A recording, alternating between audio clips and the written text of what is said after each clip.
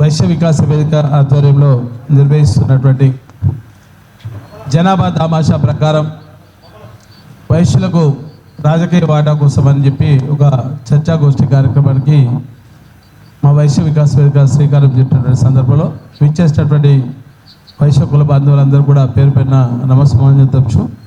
అట్లనే print and electronic media మేము కూడా ఆ కులంలో కలిసాం కాబట్టి మా మిత్రులకు కూడా ఉద్యమం తెలుసున్నాం. తెలంగాణ ఉద్యమంలో కీలకంగా పనిచేస్తున్నప్పుడు వైశ్యులే కాకుండా వైశ్యేతరులందరూ కూడా అంటే తెలంగాణ రాష్ట్రం కోసం పనిచేస్తున్నటువంటి క్రమంలో పూర్తిగా అంటే తెలంగాణ ఉద్యమం ప్రారంభం నుండి కూడా ఉన్నటువంటి మా పల్లె రవణకు మరొకసారి ఉద్యమంలో ఉన్నాం. అలాగే మా తెలంగాణ ఉద్యమ సహచర మిత్రుడు మా Telangana federation of trade union రాష్ట్ర ప్రధాన కార్యదర్శి మా ఖలీలన్న వెంకట్, మా వైశ్య వికాస వేదిక ప్రధాన కార్యదర్శి నంగునూరు రమేష్ గారు, గౌరవ సలహాదారు బుక్కేశ్వరయ్య గారు, మా ట్రెజరరు కండే రామనరేష్ గారు, మా అసోసియేట్ మెంబర్ దయాకర్ గారు, వేదిక మీద ఉన్నటువంటి వివిధ హోదాల్లో వచ్చేసినటువంటి వాళ్ళు, ఇంటర్నేషనల్ వైశ్య ఫెడరేషన్ నాయకుడు మా అన్న వెంకటరమణ గారు, ఎంపీగా కంటెస్ట్ చేసినటువంటి తులసి గుప్తా గారు, మనదీప్ చారిటబుల్ ట్రస్ట్ మనదీప్ గారు, కాంగ్రెస్ పార్టీ నాయకులు మా ప్రతాపన్న, శ్రవణు, మా శ్రీధరు, మా ముక్క సాంబశివన్న. మేము ముక్క సాంబశివరాజు గారి గురించి ఒక విషయం చెప్తాను. మేము జేహెచ్ఎంసీకి తను ఇన్ఛార్జిగా ఉండేది అప్పుడు టీఆర్ఎస్ పార్టీకి. నేను అంటే పార్టీలో ఉన్నాము, 2001లో మేము ఉన్నాము, 2004లో టీఆర్ఎస్ పార్టీలో చేరిండు. జేహెచ్ఎంసీకి ఇన్ఛార్జిగా వచ్చినప్పుడు ఆయన కంట్రోల్లో మేము పనిచేయాల్సి వచ్చింది. సంతోషపడ్డానండి. కనీసం ఒక వైశ్యుడు వచ్చిందని. 2001లో టీఆర్ఎస్ పార్టీ పెట్టినప్పుడు ప్రతాపన్న వాళ్ళ మిస్సెస్ చిదానంద కుమార్ గారు 2004లో ఎలక్షన్ కమిటీ మెంబర్. తను 2004లో election committee member advocate Chidananda Kumar గారికి నేను పరిచయం చేసుకొని పోయి ఎప్పుడో మహాసభలో బోర్డు చూసి కేవీ రమణయ్య గారని, కేవీ ప్రతాపన్నని కొన్ని ఆర్టికల్స్ సింగరేణి మీద కొన్ని ఉద్యమాల మీద రాసినటువంటి నేపథ్యంలో అంటే ఆంధ్రజ్యోతి ఆర్టికల్ చూసినప్పుడు చిదానంద కుమార్ ఇక్కడ అని చెప్పి పరిచయం చేసుకొని 2004లో రావణపేట అసెంబ్లీ నియోజకవర్గం ఉండేది. మా పల్లెరావు నాకు బాగా తెలుసు, ఉమ్మడి నల్గొండ జిల్లాలో. పోయి మేము ఒక 11 మంది రావణపేట క్లెయిమ్ చేయడం కోసం 11 మంది అభ్యర్థులు అప్లికేషన్ ఫామ్ పెట్టాం. 2004లో టీఆర్ఎస్ పార్టీ ఏం చేసిందంటే 10,000 రూపాయలు ఒక ఎవరికైనా ఎమ్మెల్యే టికెట్ కావాలంటే ఫస్ట్ 10,000 డిపాజిట్ చేయమని అడిగింది. దాని మీద కేసు కూడా ఉంది. ప్రహ్లాద్ అని ఒక న్యాయవాది కేసు వేసిండు, చీట్ చేసిండని చెప్పి కేసీఆర్ మీద అప్పట్లో పెద్ద కేసు అది. అంటే అక్కడికి వెళ్ళి స్టార్ట్ అయినటువంటి నేపథ్యం. మేము అప్పటికి నేను గతంలో ప్రభుత్వ ఉద్యోగం చేసినటువంటి చాలామందికి తెలిసి ఇక్కడ ప్రభుత్వ ఉద్యోగ టీచర్గా చేసిన. దాని తర్వాత ప్రభుత్వ ఉద్యోగానికి రాజీనామా చేసి 2001లో కేసీఆర్ గారు 2001 ఏప్రిల్ 27న అంటే సిల్వర్ జూబ్లీ జరిగిపోయేటువంటి సందర్భం ఇప్పుడు ఈ 2 నెలల్లో. అప్పుడు టీఆర్ఎస్ పార్టీలో జలదృశ్యంలో చేరినాం. అక్కడి నుండి మా ఉద్యమ ప్రస్థానం 2013 వరకు కూడా అంటే తెలంగాణ బిల్లు సాకారమై 2014 వరకు కూడా ఎక్కడ కూడా కాచం సత్యనారాయణ గుప్తా అనేది నేను పెట్టుకోలేదు. ఫస్ట్ బేసిక్గా నేను చేసింది ఏంటంటే కాచం సత్యనారాయణ కాకుండా కేసీఆర్ గారు అద్భుతంగా నాకు కాచం అంటేనే గుర్తింపు తెచ్చాడు. అదే 100% మా సార్ ఆయన. సరే నాకు పదవి ఇచ్చిందా ఇలా పక్కన పెడితే మాత్రం ఒక బ్రాండ్ క్రియేట్ చేసిండు కాచం అనేది. గుప్తా అని ఎందుకు పెట్టుకోలేని దాని మీద చాలా సందర్భాల్లో చాలామంది నన్ను అడిగారు, వైశ్య అని చెప్తావు కదా గుప్తా అని ఎందుకు పెట్టుకోలేను.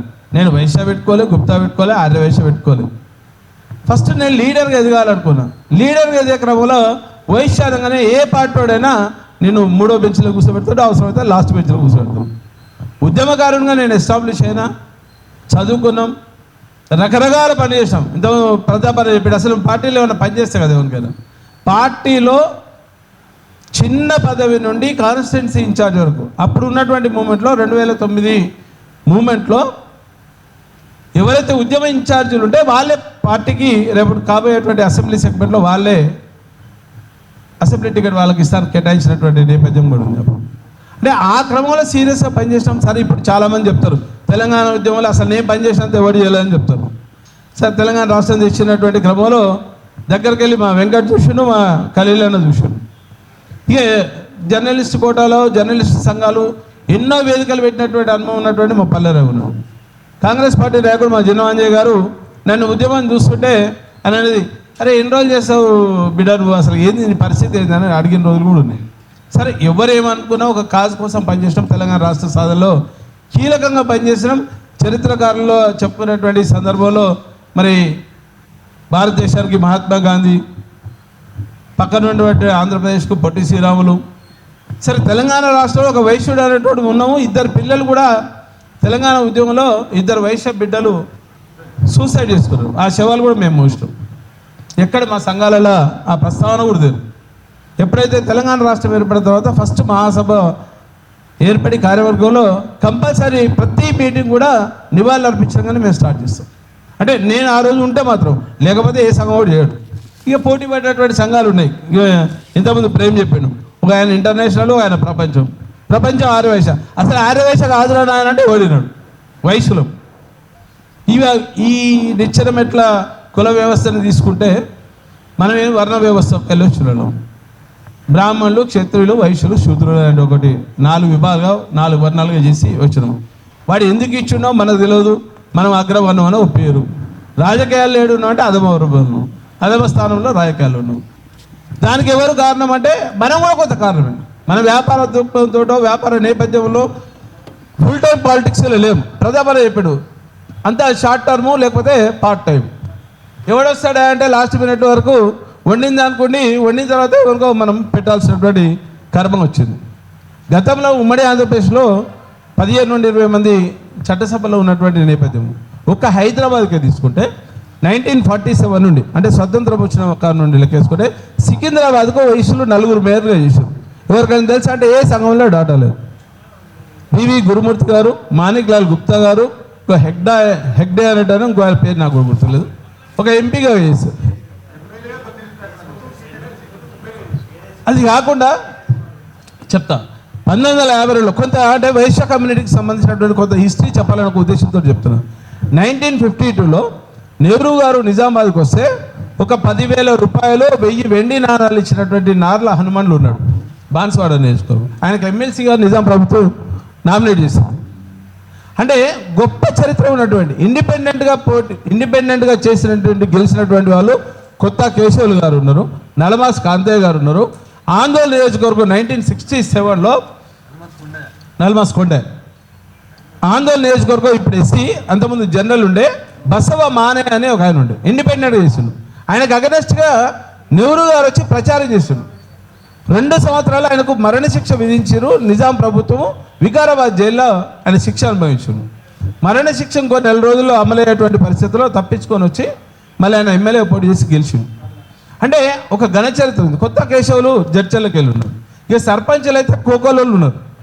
20 సంవత్సరాలు 25 సంవత్సరాలు సర్పంచ్ వేసినటువంటి మా దగ్గర కర్ణాటి రంగయ్య ఉన్నాడు. 35 సంవత్సరాలు కమ్యూనిస్ట్ పార్టీకి పందిరి లక్ష్మయ్య చేశాడు. ఇదే కాకుండా ఒకవేళ కవులు కళాకారులకు వస్తే నీలా జంగయ్య గారు, మా శ్రీధర్ వాళ్ళ నాన్న, ప్రపంచ మహాసభలో వారి పుస్తకంలో వారికి ఒక పేజీ ఉన్నది. రావికంటి రామయ్య కరీంనగర్ అతను ఒక కాంస్య విగ్రహం పెట్టారు. అంటే ఇట్లాంటి వాళ్ళు చాలామంది. ఒక పద్మశ్రీ అవార్డు గ్రహీత ఉన్నాడు తెలంగాణలో, నేరెళ్ళ వేణుమాధవ్. తెలంగాణ గాంధీ అని పిలువబడేటువంటి గొప్ప వ్యక్తి భూపతి కృష్ణమూర్తి గారు 1942లో వాద్రా జైల్లో 14 రోజులు జైలు శిక్ష అనుభవించాడు. వీళ్ళని ఎవడు పిలువాడు వైశ్య సంఘాలలో, వీళ్ళ గురించి ఎవడు మాట్లాడు. వైశ్య సంఘం అనగానే కొత్త లేటెస్ట్ ఎవడు వచ్చిండు, పెద్ద కారు కొన్నాడా, ఫార్సో కొన్నాడా, ఇన్నోవా కొన్నాడా, ఇంకా ఇంతకంటే పెద్ద కారు కొంటే వాడిని పిలవాలా, ఇంకో షాల్వా కప్పాలి, బొకే వేయాలి, అన్న నువ్వు సూపరే, నేను సూపర్, నువ్వు సూపర్, ఇస్తివాయనో పుచ్చుకుంటవాయనో అనేది చర్చ నడుస్తుంది. ఇవన్నీ పక్కన పెట్టి వైశ్య వికాస వేదిక మేము తీసుకున్నటువంటి అంశం మహాసభ ఉండొచ్చు, ప్రపంచ సంఘం ఉండొచ్చు, ఇంకే సంఘంలో పెట్టుకోండి. అసలు యూత్కి ఏమైనా చేసిరా అంటే ఎవడూ చేయరు. 130 సంవత్సరాలు 125 నుండి 130 సంవత్సరాల చరిత్ర ఉన్నటువంటి తెలంగాణ రాష్ట్ర ఆర్యవైశ్య మహాసభ చేయలే. లేటెస్ట్గా వచ్చినటువంటి సంఘాలు చేయలే. ఈ మధ్యన లేటెస్ట్ ట్రెండ్ నడిచేది ఏంటంటే మా వెంకటరమణ కోపం వస్తే కానీ ఐవీఎఫ్ నుండి తంబోలాలు పెడతారు. ఇంట్లో ఉన్న ఆడవాళ్ళందరినీ తీసుకొచ్చి ఫంక్షన్ హాల్ వేడేసి పెద్ద డ్యాన్స్ ప్రోగ్రామ్ అది. అంటే ఎక్కడికి పోతుంది కల్చరు? ఒక సంస్కృతికి నిబద్ధత ఉన్నటువంటి కమ్యూనిటీ అంటే సంస్కృతికి వారసులం వైశ్య కమ్యూనిటీ. ఇవాళ అవహేళనకు గురయ్యేటువంటి పరిస్థితి ఉన్నది. దాని గురించి ఎవడు మాట్లాడే ఏ సంఘంలో మాట్లాడు, ఏ సంఘంలో కూడా అది మాట్లాడితే వీళ్ళు లేనిపోయి అన్ని మాట్లాడుతున్నాడు వాసే క్లబ్లో అని చెప్తాం. మేము చాలా సేవ చేస్తున్నాం చెప్తాం. 2 అరటి పనులు ఇచ్చి 20 ఫోటోలు పెడతారు. నేను ఎవడు అడిగి నేను కరెంట్ పార్టీ ఏమని అన్నం పెట్టవని అమాస అన్నదానం పెట్టవని ఎవడు అడిగి నేను అన్నం లేదా జిహెచ్ఎంసీ వాళ్ళు 5 రూపాయలతో పెడతారు, ప్రభుత్వం 25 రూపాయలు ఇస్తుంది. అలా నీ 25 రూపాయలు నీ ట్యాక్స్ కూడా ఉంది, ఆటోనో పావులో ఉంటుంది. కానీ అది పెడతారు. ఎండాకాలం వచ్చింది ఇంకా సీజన్ స్టార్ట్ అవుతుంది, మధ్యలో సీజన్ స్టార్ట్ అవుతుంది.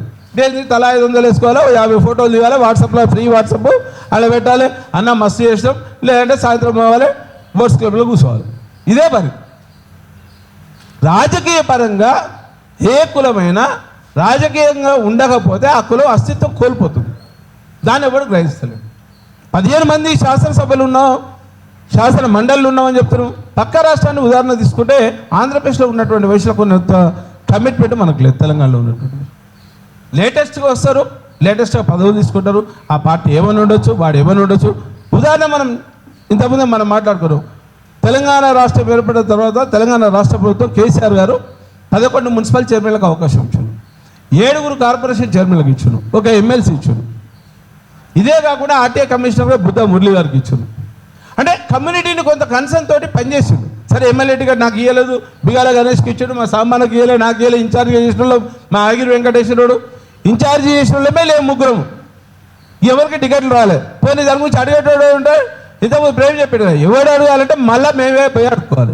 ఆ రోజున్న పరిస్థితిలో కేసీఆర్ గారు ఏమన్నారంటే, ఇక ఉద్యమం కోసం పనిచేశారు కదా, భక్తు రాజకీయ పార్టీ అయిందని చెప్పినటువంటి నేపథ్యంలో అంటే మన పైసలలో ఎన్నుకోపోయినాం. ఉద్యమం చేసినాము, 14 ఏళ్ళు పనిచేసినాం కాబట్టి 14 ఏళ్ళలో మన సంపాదన పోయింది, వయసు పోయింది, అన్నీ పోయినాయి. దాని గురించి ఎవరైనా మాట్లాడి సంఘం వాడు మాట్లాడతారని చెప్పి ఒక 10 మందిని తీసుకొని పోయినాం. 2009లో కేసీఆర్ గారికి తీసుకుపోయినాం. తెలంగాణ ఎలక్షన్స్ వస్తున్నాయి కదా, ఈ ఎలక్షన్లలో మా కమ్యూనిటీ ప్రాతినిధ్యం అనగానే ఒక 10 మంది కొంచెం సూటు బూట్ వేసుకున్న వాళ్ళు, పెద్ద కాలంలో తిరిగిన వాళ్ళు ఉండే, వాళ్ళందరినీ తీసుకొని పోతే ఆయన బయట కూడా ఇచ్చాడు. ఆయన అవకాశం ఉంటే నాకు కూడా నేను వయసులో పెద్దని, నాకు గుడి సంఘానికి గుడికి చైర్మన్గా ఉన్నా, అలా టిఫిన్ అన్నది తింటా, అన్నం అన్నది తింటా అని చెప్పి ఆడోడి ఇచ్చాడు. అంటే ఆ క్రమంలో చేసినటువంటి మోసాలు కూడా ఉన్నాయి. ఫస్ట్ గడ్డనారం చైర్మన్ టికెట్ 2001లో 2002 జనవరిలో మున్సిపల్ చైర్మన్ టికెట్ వస్తే ఫస్ట్ నాకు టీఆర్ఎస్ పార్టీకి తీసుకుపోయి జలదృష్టిలో తీసుకుపోయినటువంటి పెద్ద నరసింహ గారు ఉన్నారు. రంగారెడ్డి జిల్లా డిసిసి ప్రెసిడెంట్ చేశారు, వాళ్ళ అబ్బాయి శ్రీనివాస్. ఫస్ట్ అంటే ఆ రోజు నుండే వివక్ష జరుగుతూనే ఉన్నది. ఎవరు డామినేట్ చేస్తారు అగ్రవర్ణాలు? రెడ్డి సామాజిక వర్గం డామినేట్ చేస్తారు, లేదంటే వెలమ చేస్తుంది, లేదంటే మైగ్రేటెడ్ కమ్యూనిటీ ఉన్నటువంటి కంబాయి వస్తుంది. ఇక బ్రాహ్మిన్స్ అయితే చేయరు. బ్రాహ్మిన్స్ తెలివిగా ఏం చేసుకుంటూ పోతారు, మనకి ఎక్కడో దగ్గర పదవులు వచ్చాయి కదా బ్రాహ్మిన్స్. మనకంటే పర్సెంటేజ్ తక్కువ ఉందని మనమే చెప్తున్నాం. మనకంటే పర్సెంటేజ్ తక్కువ ఉన్న వెల్మ కమ్యూనిటీది, మనకంటే తక్కువ ఉన్నటువంటి కమ్మ కమ్యూనిటీది, మనకు ఈక్వలెంట్గా ఒక 1% అటు ఇటు ఉన్నటువంటి రెడ్డి కమ్యూనిటీ తెలంగాణ రాష్ట్రం ఏర్పడక ముందు కావచ్చు, మొత్తం ఉమ్మడి ఆంధ్రప్రదేశ్లో 40 ఏళ్ళకెళ్ళి 50 ఏళ్ళు తీసుకున్నా, 40 ఏళ్ళు తీసుకున్నా వాళ్ళే పరిపాలించారు. అగ్రవర్ణాల పేరుగా వైశ్యులని పాతాళంలో కొందుకుతున్నటువంటి వ్యవస్థలో మనం ఉన్నాం. ఆ వ్యవస్థలకు వెళ్ళి బయట రావాలంటే మనం ఎవరినో కలుపుకొని పోవాలి. మనకు మనం చేయలేనటువంటి పరిస్థితిలో మనకు కలిసి వచ్చేటువంటి ఉత్పత్తి కులాలు ఏవైతుంటో ఆ ఉత్పత్తి కులాలను పట్టుకోవాలి. బీసీలు ఉన్నారు ఈరోజు కులగణన పేరు మీద 42%, 45% చట్టబద్ధత ఉంటుందా? రేవంత్ రెడ్డి గారు బీజేపీ కోర్టులో బాలేసిన పక్కన పెడితే దాంట్లో ఉన్నటువంటి మోస్ట్ బ్యాక్వర్డ్ క్లాసులు ఉన్నారు, వాళ్ళు కలిసి వచ్చేటువంటి పరిస్థితి ఉన్నది. మనం దేనికోసం చెప్తున్నాం? ఈ కుల వ్యవస్థ గురించి మాట్లాడాలంటే మళ్ళీ అదొక సబ్జెక్టు. వృత్తిపరంగా వృత్తి ఆధారంగా కుల వ్యవస్థను ఏర్పాటు చేశాం, దాన్ని అంతా పక్కన పెట్టినాం. పోనీ ఎవరైనా వైశ్యుల కోసం కొట్లాడుతున్నాం, మన కులం కోసం కొట్లాడుతున్నాం. మన పక్కన ఉన్నటువంటి గుజరాత్ వాడు, రాజస్థాన్ వాడు వచ్చిన, మార్వాడీస్ వచ్చిన, ప్రతి ఊళ్ళో దుకాణం పెట్టారు. మేము గతంలో తెలంగాణ ఉద్యమం పీక్ స్టైల్లో ఉన్నప్పుడు కేసీఆర్ గారితో సందర్భాల్లో మాట్లాడినాం. సార్ తెలంగాణ వైశ్యకు బచావో, గుజరాతీ రాజస్థాన్ మార్వాడికి హటావో నినాదం తీసుకుందాం అంటే ఇది ఎలక్షన్ల సమయం, మనం ఉద్యమం చేస్తున్నాం, రాష్ట్రం కోసం పనిచేస్తున్నాం, అది కరెక్ట్ కాదు. దానికి అప్రాపరేట్ టైం వస్తే అప్రాపరేట్ టైం వచ్చినప్పుడు అది చేయాల్సినటువంటి బాధ్యత ఉంది. ఈస్ట్ ఇండియా కంపెనీ ఫస్ట్ వచ్చింది, దాని తర్వాత ఇప్పుడు గుజరాత్ ఇండియా వచ్చింది. బీజేపీ నాయకుడు వెంకట్ అనుకుంటున్నాను అన్న, బీజేపీ సింపథైజర్ ఉన్నావు కదా ప్రస్తుతం. కానీ ఉన్న వాస్తవం ఏంటంటే వైశ్యుల మనోభావాలు తెలంగాణ రాష్ట్రం కోసం పనిచేస్తున్నటువంటి సందర్భంలో నాయి బ్రాహ్మణుల కోసం క్షౌర వృత్తిలో వచ్చినటువంటి రిలయన్స్ వాడు వస్తే ధర్నా చేసి రిలయన్స్ని వెనుక తీసుకుపోయాం. దాని తర్వాత వివిధ రూపాల్లో వాళ్ళ జావేద్ హబీబు ఇంకా న్యాచురల్స్ అవన్నీ వచ్చినాయి. కానీ వైశ్యుల కోసం ఎవడైనా కొట్లాడినా, మన కిరాణా షాపుల కోసం ఎవడైనా కొట్లాడినా, మన బట్టల షాపుల గురించి కొట్లాడినా అంటే ఒక్క లేడు, ఒక్క సంఘం లేదు. ఆ రోజు నుండి ఈ రోజు వరకు మేము అదే చెప్తున్నాం. వైశ్య చరిత్రని కనుమరుగు చేస్తున్నారు. మూలాలు లేకుండా చేసేటువంటి పరిస్థితి ఉన్నది. నిబద్ధతోటి నిక్కచ్చిగా పనిచేస్తాం. చాలామంది ఏం చేస్తాం, టెంపుల్లో డైరెక్టర్ ఇచ్చారు, టెంపుల్లో చైర్మన్లు ఇచ్చారు. మనకే తక్కువనా ఆ టెంపుల్ చైర్మన్, ఈ టెంపుల్ చైర్మన్, లేకపోతే టెంపుల్ డైరెక్టర్. నేను ఏడ పెడతారు, ఉండి కాడ పెడతారు, గడ్డం కాడ కుక్కలా పెడతారు. నువ్వు తినవు, ఇంకో నేను అది నీ బాధ్యత. నువ్వు గొప్ప అనుకుంటావు, మళ్ళీ నిన్ను తీసుకెళ్ళి సేవ చేయడం కోసం ఆడ పెడుతున్నాడు తప్ప రాజ్యాధికారులు మాత్రం నేను భాగస్వామ్యం చేయట్లేదు. అంటే బెత్తం తీసుకునే కాడ నిన్ను పెట్టట్లేడు, చేయి దాపే కానే పెడుతున్నాను. అన్ని పార్టీలు పెడతాయి, టీఆర్ఎస్ పార్టీ కావచ్చు, బీజేపీ కావచ్చు, కాంగ్రెస్ పార్టీ కావచ్చు. కాంగ్రెస్ పార్టీ గత 20 సంవత్సరాల నుండి 4 టర్ముల నుండి ఒక్క ఎమ్మెల్యే కానీ, ఒక ఎమ్మెల్సీ కానీ, ఒక ఎంపీ కానీ టికెట్ ఇవ్వాలి. Bharatiya Janata party last time ఎలక్షన్లో 3 అసెంబ్లీలు ఇచ్చింది, ఒక ఎంపీ ఇచ్చింది. టీఆర్ఎస్ పార్టీ ఒకటే ఒక సీటు నిజామాబాదు ఇచ్చింది. టీఆర్ఎస్ పార్టీ 2 ఎంపీలు ఖమ్మం అండ్ నల్గొండ, జితేందర్ శారదకి ఇచ్చారు. సరే, అక్కడ మన రిప్రజెంటేషన్ ఉందా లేదా, మనం పోటీ చేసినామా లేదంటే పోటీ చేయడం మన ధర్మం. పార్టీ కూడా తెలుసు, ఈయన టికెట్ ఇస్తాడు ఎట్లా గెలవడని చెప్పి ఇచ్చి మీ సంఖ్యాబలంగా చూపించుకోవడం కోసం కూడా, ఆ శాతాన్ని నింపడం కోసం కూడా ఇచ్చినటువంటి టికెట్ ఉంది. ఖమ్మంలో పోయి బీజేపీకి వెళ్ళి ఎంపీగా గెలుస్తారనేది ఎవడైనా చిన్నపిల్లని అడిగినా చెప్తాడు, ఆ బీజేపీ గెలవదని. అంటే అక్కడ టికెట్ ఇచ్చారు, కాంపెన్సేట్ చేశారు. ఇక లేటెస్ట్గా వస్తే మా వాళ్ళందరూ ఏం చేస్తారంటే, మా సంఘం నాయకులు అందరూ కూడా వయసులందరూ ఎక్కడైనా గుప్తాను పెట్టుకొని వానికి ఏమైనా పదవి వచ్చింది అనుకో లైన్ కడతారు అందరూ. మా గుప్తా వచ్చింది, మా గుప్తా వచ్చింది, ఎకిలి పని లేని. రేఖా గుప్తా ఢిల్లీ సీఎం అయితే వద్దు లేస్తే వాట్సాప్లలో 200 ఫొటోస్. రేఖా గుప్తా మా ఆర్యవైశ్యలో ముద్దు బిడ్డ. అసలు ఆర్యవైశ్య కాదురాడు ఆయన, గుప్తా ఆమె. నీకు ముద్దు బిడ్డ కరెక్టే కానీ ఆడ గెలిచి నీకు వచ్చింది అని పక్కింటి ఆయనకు సర్పంచ్ చెప్పి, ఎంపీటీసీపీ, జెడ్పీటీసీపీ ఇంకేదైనా దానికోసం పని చేయాలంటే చేయడు. వాట్సాప్లో నా ఫోటో ఉండాలి, నన్ను అందరూ చూసేవారు చూడలేదా. రేఖా గుప్తాకి ఇచ్చారు. అంటే బీజేపీ గతంలో బీజేపీకి ఒక నానుడు ఉండే, బాపన్ బన్యా పార్టీ అని. ఇప్పుడు బన్యా కాదు, మొత్తం లోపుకునే పార్టీ అయిపోయినటువంటి పరిస్థితిలో ఉంది. తెలంగాణ రాష్ట్రం ఏర్పడ్డ తర్వాత గతంలో అసలు ఈ కుల వ్యవస్థ మొత్తము ఉమ్మడి ఆంధ్రప్రదేశ్లో ఎన్టీ రామారావు కొంచెం ఆజ్యం పోసిందాన్ని, బియ్యం వేసింది. కులాలన్నీ బీసీ కులాలు, ఉత్పత్తి కులాలన్నీ వెనుకబడ్డాయని చెప్పి తీసుకొచ్చినటువంటి నినాదంతో బీసీ కాన్సెప్ట్ ఆయన తీసుకొచ్చారు. దానికి కేసీఆర్ గారు ఇంకొంత ఒరవడి చేశారు. ఇవాళ ఫైనల్గా వస్తే సమగ్ర కుటుంబ సర్వే బాగాలేదు, కానీ కులగణనే బాగుందని చెప్పి రేవంత్ రెడ్డి గారు కాంగ్రెస్ ప్రభుత్వం తీసుకొచ్చారు. మరి కాంగ్రెస్ ప్రభుత్వమే కదా బీసీ కులాలన్నీ దూరం పెట్టింది. 40-50 సంవత్సరాలు రెడ్డి ఆధిపత్యంలో ఉన్నటువంటి పార్టీ ఏంటంటే కాంగ్రెస్ పార్టీ. సరే, ఆయన రాయలసీమ రెడ్డా, ఆంధ్ర రెడ్డా, లేకపోతే తెలంగాణ రెడ్డి అని పక్కన పెడితే జరిగింది మాట వాస్తవం. మేమేమంటామంటే మీ కుల వ్యవస్థతోటి మీరు చెప్పేటువంటి లెక్కలు మాకు సంబంధం లేదు. ఎప్పుడైతే తెలంగాణ రాష్ట్ర ప్రభుత్వం, కేంద్ర ప్రభుత్వం ఈడబ్ల్యూఎస్ ఏదైతే తీసుకొచ్చిందో, ఎకనామికల్ వీకర్ సెక్షన్ ఎవరైతే ఉన్నారో 8 లక్షల లోపు బీపీఎల్ కుటుంబాలు ఏవైతే ఉన్నాయో ఈడబ్ల్యూఎస్లో కూడా వర్గీకరణ ఇమ్మని చెప్తున్నాం. దానికి ఎగ్జాంపుల్ మాకు మందకృష్ణ గారే మాకు రోల్ మోడల్.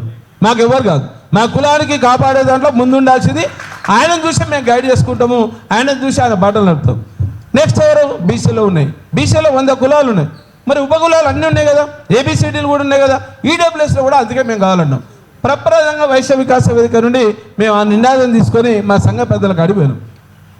అయ్యా, వైశ్య వికాస వేదిక నుండి ఒక 10 పాయింట్లను తీసుకొని ఒక వైశ్య గర్జన అనే ఒక కార్యక్రమాన్ని తీసుకుంటున్నాం అంటే మనకు అర్థం కాలేదు. ఇదేంది భయ్ వైశ్య కమిషన్ అంటూ, అదే కమిషను అంటే మనం చేసే వ్యాపారంలో కమిషనా అంటే అంత అవగాహన రహితం ఉన్నటువంటి వాళ్ళు సంఘ పెద్దలు ఉన్నారు. దానికోసం ఏమంటే యూత్ ఎంపవర్ కావాలి, యూత్ రావాలి, విద్యావంతులు ఉన్నారు. అదో పని చెప్తాం. మన దాంట్లో ఇంకో సంఘం ఉన్నది, Arya Vysya officials and professional association. వాడు ఎక్కడ వస్తాడంటే వాడి సేమ్ ఇదే స్టోరీ, సన్మానాల కన్నా అన్ని సంఘాలు, వాసవి క్లబ్ కావచ్చు, అవోప కావచ్చు, ఇంటర్నేషనల్ వైశ్య ఫెడరేషన్ కావచ్చు, ప్రపంచ ఆర్యవైశ్య మాసం. రోషే గారి వర్ధంతి కోసం 3 కోట్లు కలెక్షన్ చేసి ఆయన వర్ధంతి చేసి స్టేజ్ మీద రేవంత్ రెడ్డి గారిని ఏమడిగిరంటే రోషే విగ్రహం పెట్టాలి. మ్యాండేట్ ఎట్లా పెడతాడు? ఏ మాజీ ముఖ్యమంత్రికైనా విగ్రహం పెడతారు, 100 కావాలో 200 కావాలో 1000 కావాలో ఇస్తారు. దానికో పెద్ద కార్యక్రమం. రాజకీయ వేదిక పెడతాము, రాజకీయంగా మనమే పలుకుబడి ఉందాము, మనం ఎమ్మెల్యే అయితే కొట్లాడొచ్చు అంటే ఒక్కడు రాడు. దానికోసమే నేను ఏమంటే రాజకీయంగా ఎదిగేంత వరకు కూడా మన కులం నిష్ప్రయోజనకారిగా ఉంటుంది తప్ప రాజకీయాల్లో రానంత వరకు మనల్ని దూరమే పెడతారు, లాస్ట్ బెంచ్లో పెడతారు. దానికోసం వైశ్య వికాస్ వేదిక ముందుండి మేము పనిచేస్తున్నాం. దాంట్లో యూత్ ఎంపవర్మెంట్ కోసం కూడా ప్రతి సంవత్సరం మేము వైశ్య వికాస్ వేదిక నుండి అద్భుతమైనటువంటి కార్యక్రమాలు చేస్తున్నాం. సంఘాలకు భిన్నంగా ఎక్కడ సభలు, సన్మానాలు అవి కాకుండా డిఫరెంట్గా పిల్లలకు ఎంపవర్ చేయాలని ఉద్దేశంతో చేస్తాం. దాని మీద ఒక 10 డిమాండ్లు పెట్టాం ఆ రోజు వైశ్య గర్జన కోసం. దాన్ని కూడా ఏం చేశారంటే ముందు రోజు ఒక ధర్నా ప్రోగ్రామ్ పెట్టాం. అంటే ఇది డిస్టర్బ్ చేయాలని మేము ఒకటే చెప్తున్నాం, మా వైశ్య సంఘాలకు కూడా ఈ వేదిక ద్వారా చెప్తున్నాం, 100% నికార్స్గా కులం కోసం పనిచేసేటువంటి సంస్థ ఏదైనా ఉన్నట్టు వైశ్య వికాస వేదిక పనిచేస్తుంది. దీన్ని ప్రభుత్వానికి కూడా పూర్తి స్థాయిలో హెచ్చరించేటువంటి సంస్థ ఉందంటే వైశ్య వికాస వేదిక. ప్రభుత్వం మెడల్ వంచైనా పని చేసుకొస్తాం, దాంట్లో అనుమానం లేదు. వైశ్య గర్జన పెట్టిన తర్వాతనే కొత్త ప్రభుత్వం వచ్చినాక వైశ్య కార్పొరేషన్ ఏర్పాటు చేశాం. కార్పొరేషన్ ఏర్పాటు చేసిన సంతోషం. 37 మందికో 39 మందికో చైర్మన్లు ఇచ్చినాం, అందులో మా కల్వ సుజాత కూడా ఇచ్చినాం. కానీ నిధులు లేనటువంటి కార్పొరేషన్, ఏ కార్పొరేషన్లో నిధులు ఉన్నా లేకుండా కొత్త కార్పొరేషన్ క్రియేట్ చేసినందుకు మా వైశ్య సంఘ నాయకులు అందరూ పోయి మళ్ళీ అందులో టీఆర్ఎస్ పార్టీకి వెళ్ళిపోయి కాంగ్రెస్లో లేరు. ఓ లక్ష్మీనారాయణ కావచ్చు, ఇంకే నారాయణ కావచ్చు, అది శ్రీనివాసు, దయానంద్ పోయి కాంగ్రెస్ పార్టీలో లేరు. కాంగ్రెస్ పార్టీ నుండి ముందటి నుండి నమ్ముకున్నటువంటి మా ప్రతాపన్ ఏడు ఉండాలి, మళ్ళీ లాస్ట్ బెంచ్. కాంగ్రెస్ పార్టీలో పనిచేసినటువంటి జిన్న మంజేడు ఉండాలి, మళ్ళీ లాస్ట్ బెంచ్. ఎందుకంటే మళ్ళీ ఆయనకి పదవి ఒక కమిట్మెంట్ తీసుకొని వచ్చాం. పార్టీలు డెఫినెట్గా డ్రామాలు ఆడతాయి, అందులో ఎలాంటి అనుమానం లేదు. ఏ పార్టీ అయినా పొలిటికల్ పార్టీ సిస్టమే అట్లా ఉంటుంది. గెలిచే గుర్రం మీదనే పెట్టి కడతారు, రేపు పైసలు అవసరం ఉంటే ఎలక్షన్లో దాని కోసం చేస్తారు. కానీ నికార్స్గా కమ్యూనిటీ కోసం పనిచేసేటువంటి నాయకులు అన్ని కులాలను కూడా, ఒక కులం ఒక్కటే కాదు ప్రామాణికం. ఒక వయసులో ఓట్లు వేస్తేనే ఎల్బీనగర్ నియోజకవర్గంలో ఒక 50,000 ఓట్లునే అందరు 50,000 మంది 50,000 ఓటర్స్ అంతా కాలసత్రానికి కొట్టేస్తే గెలవాడు. మిగతా కమ్యూనిటీ వాళ్ళని కూడా ర్యాలీ చేసుకోవటువంటి పోయేటువంటి మనస్తత్వం మనకు కలిగి ఉండాలి.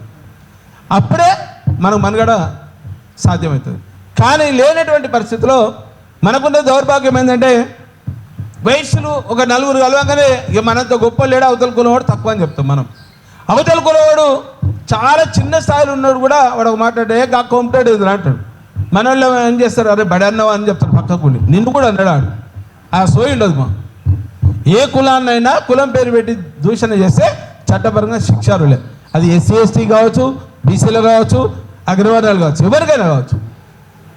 పాలకులు ఎప్పుడైనా మనని చెప్పు చేతుల్లో పెట్టుకునే విధంగానే వైశ్య జాతిని, వైశ్య సమాజాన్ని అనగదొక్కడం కోసం పనిచేస్తున్నటువంటి క్రమాన్ని మనం గ్రహించకపోతే రేపటికాడ రాబోయే కాలంలో కంప్లీట్ వైశ్య జాతి రాజకీయ పరంగా నిర్వీర్యమవుతుంది. దాని తర్వాత జాతి మనుగడే ప్రశ్నార్థకమవుతుంది. దాన్ని ఆలోచించాల్సినటువంటి అవసరం ఉందని చెప్పి ఈ కార్యక్రమాన్ని తీసుకున్నాం. రేపు స్థానిక సంస్థల ఎన్నికలు ఉన్నాయి. ఆల్మోస్ట్ ఆల్ బీసీలకు 42% ఇస్తున్నారు. ఎస్సీ ఎస్టీకి ఆల్రెడీ రాజ్యాంగబద్ధంగా ఉన్నటువంటి రిజర్వేషన్స్ ఉన్నాయి. లాస్ట్కి చిట్ట చివరి మిగిలేది 12%, 15% అని చెప్పి ఒక లెక్క తీసుకొచ్చిండు రేవంత్ రెడ్డి గారు. సమగ్ర కుటుంబ సర్వే ప్రకారం కేసీఆర్ గారు చేసినటువంటి సర్వే ప్రకారం 4.5%, 5% వైశ్య సమాజం ఉందని చెప్పిండు. అది అనధికారికంగా లెక్కలే, అధికారమైన లెక్కలు కాదు. ఈరోజు చెప్తున్నటువంటి కులగణన, రేవంత్ రెడ్డి గారి ప్రభుత్వంలో తీసుకొచ్చినటువంటి కులగణన ప్రకారం మేము 5% ఉన్నామా, 4% ఉన్నా, ఏ శాతం మా లెక్క చెప్పండి. ఆ జనాభా దామాషా ప్రకారం మాకు చట్టసభలో అవకాశం కల్పించండి తప్ప మేము గొంతమ్మ కోరికలు కోరుతలేము, నీ సీటు మాకు కావాలని మేము అడగట్లేదు. ఇంకొక విషయం చెప్పాను, 2 పార్టీలు ఒకటే దగ్గర టికెట్ ఇస్తాయి, సంతోషం ఇయ్యని అండి, ఒకరినైతే గెలిపించుకుందాం. 3వదైతే వైశ్య కాదు కదా, ఇద్దరు ఒకరిని గెలిపించుకుందాం. ఆ అవకాశం కూడా వస్తుంది. రేపు స్థానిక సంస్థల ఎన్నికల్లో రాబోయే ఏప్రిల్ మే నెలలో 600 మండలాలు ఉన్నాయి. 600 మండలాల్లో కనీసం ఒక 40-50 మండలాలకు జెడ్పీటీసీలు కావాలి, 40-50 మండలాల్లో ఎంపీపీలు కావాలి, 100 మున్సిపల్ ఉన్నాయి. ఆ మున్సిపల్లో కనీసం లాస్ట్ టైం అయితే 11 మంది మున్సిపల్ చైర్మన్లు. మళ్ళీ ఆ సంఖ్యకు తగ్గకుండా పోయే దాంట్లో కీలకంగా పనిచేయాలని చెప్పి ఒక అవేర్నెస్ తీసుకురావడం కోసం ఎవరైతే కలిసి వస్తారు, కలిసి వచ్చే కమ్యూనిటీస్ ఏమున్నాయి. జనరల్గా ఎస్సీలు రాజ్యాధికారం కోసం 30 ఏళ్ళకి వెళ్ళి వాళ్ళ వర్గీకరణ కోసం పాటుపడుతున్నారు. వాళ్ళని కలుపుకోవాల్సినటువంటి అవసరం మనకున్నది. ప్లస్ ఎస్టీలను కూడా కలుపుకోవాల్సినటువంటి అవసరం ఉన్నది. ఒక నూతన ఒరవడికి కనుక శ్రీకారం చుడితే తప్పకుండా రాజ్యాధికారాన్ని మనం అందుబాటులో కోసం మనం ఏదో ముఖ్యమంత్రి అవుతాము, ఇంకేదో మంత్రి అవుతాము అని కాదు, కనీసం చట్టసభలకు పోతే నీ యొక్క వాయిస్ వినిపించేటువంటి పరిస్థితి వస్తుంది. ఆ కులానికి ఏమైనా చేస్తాం, ప్రభుత్వం ద్వారా కులానికి ఎక్కువ చేయాల్సినటువంటి అవకాశం దొరుకుతుంది తప్ప నీ సేవలలో ఎక్కువ అవకాశం దొరకదు. మనం సేవ చేస్తే ఓ 10,000, 20,000 చందాలు వేసుకొని ఒక పూట అన్నం పెడతామో కానీ ప్రభుత్వం ద్వారా వచ్చేటువంటి పథకాలు ఒక్కడైనా ఈరోజు ప్రభుత్వంలో ఇందిరమ్మ ఇళ్ళ పేరు మీద వచ్చినటువంటి నేపథ్యంలో ఏ ఒక్కడైనా ఎమ్మెల్సీఓ లేకపోతే ఉన్నటువంటి చైర్మన్లో ఒక 10 మంది వైశ్యులకు ఏమన్నా ఇందిరమ్మ ఇల్లు ఇప్పించారంటే ఎవడు ఇప్పారు? పోనీ తెలంగాణ రాష్ట్ర ప్రభుత్వంలో ఉన్నప్పుడు కేసీఆర్ ఇల్లు ఇచ్చారా అంటే ఎవడు ఇయ్యలేదు, ఎవడు ఇప్పేయలేదు. ఎందుకంటే మనకు ఆ సోయలేదు కదా. మనం పైసలు పెట్టుకుంటే పదవి కొనుక్కుంటే అటు పోయి అడగాలంటే భయమేనే. దయచేసి వైశ్య జాతిని అందరూ కూడా ఒకటే చెప్తున్నాను, రేపు రాబోయే కాలంలో చట్టసభల కంటే ముందు స్థానిక సంస్థల ఎన్నికలు ఉన్నాయి. స్థానిక సంస్థల ఎన్నికల్లో సంఘాల గురించి పక్కన పెడదాం, సంఘ పదవుల గురించి మీరు కొట్లాడుకోండి. మేము కులం కోసం పనిచేస్తాం. మా వైశ్య వికాస వేదిక ఓన్లీ జాతి మనుగడ కోసమే పనిచేస్తుంది. తప్పకుండా ఏ పార్టీకి వెళ్ళి టికెట్ తెచ్చుకున్నా పూర్తి స్థాయిలో పనిచేసేటువంటి బాధ్యత మా వైశ్య వికాస వేదిక తీసుకుంటుందని చెప్తూ, అలాగే ఒకవేళ కనుక అంటే జనాభా దామాషా కాకపోవచ్చు, ఇంకేమైనటువంటి దాంట్లో పూర్తి స్థాయిలో కనుక ప్రభుత్వం కనుక స్పందించకపోతే, ప్రభుత్వం ప్రతిపక్ష పార్టీలు కూడా స్పందించకపోతే వచ్చే నెలలో ఏప్రిల్ నెలలో ఒక వైశ్య రాజకీయ రణబేరిని పెట్టి వైశ్యుల యొక్క సత్తా చాటే విధంగా, వైశ్యుల యొక్క స్ట్రెంత్ చూపించేదానికి మరొకసారి మేము అందరికీ కూడా ప్రభుత్వానికి కావచ్చు ప్రతిపక్ష పార్టీలకు కూడా ఒక కనువిప్పి కలిగే విధంగా తీసుకొచ్చేటువంటి బాధ్యత మా బహిష్కరణాల మీద తీసుకుంటామని చెప్తూ, మరి ఈనాటి కార్యక్రమానికి వివిధ కమ్యూనిటీస్కి వెళ్ళి ఫోన్ చేయగానే రెస్పాండ్ అయినటువంటి ప్రప్రదంగా మా దొమ్మాట వెంకటు, మా పల్లె రవి గౌడ్ గారికి, మా కలీలన్న గారికి మనస్ఫూర్తిగా వైశ్య వికాస వేదిక నుండి వారికి ధన్యవాదాలు చెప్తూ వెల్కమ్ చెప్తూ, ఇప్పుడు వారి వైశ్య సమాజం గురించి, వైశ్యులకు ఏ రకమైనటువంటి తోడ్పాటు అందించాలి, వైశ్య సమాజం రాజకీయ పరంగా ఎదగడం కోసం వారి వంత వారి కమ్యూనిటీకి ఉన్నటువంటి స్ట్రెంత్ ఏంది, ఆ కమ్యూనిటీ ఏ రకంగా ఓన్ చేసుకోవచ్చు అనే దాంట్లో పూర్తి స్థాయిలో బాధ్యత తీసుకుంటారని, ఆ ప్రభావం చేస్తారని చెప్పి అవకాశం ఇచ్చినటువంటి మిత్రులందరూ కూడా మరోసారి ధన్యవాదాలు చెప్తూ